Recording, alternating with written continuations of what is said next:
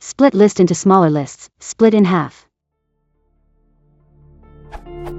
I am looking for a way to easily split a Python list in half, so that if I have an array, I would be able to get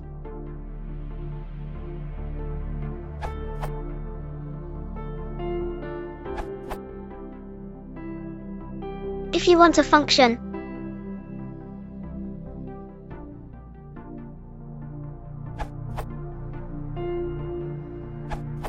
A little more generic solution, you can specify the number of parts you want, not just split in half.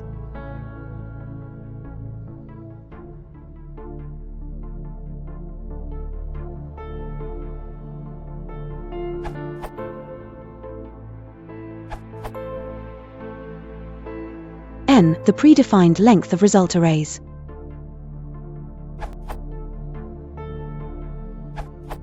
If you don't care about the order. List, column 2, gets every second element in the list starting from the 0th element. List, 1 column 2, gets every second element in the list starting from the first element.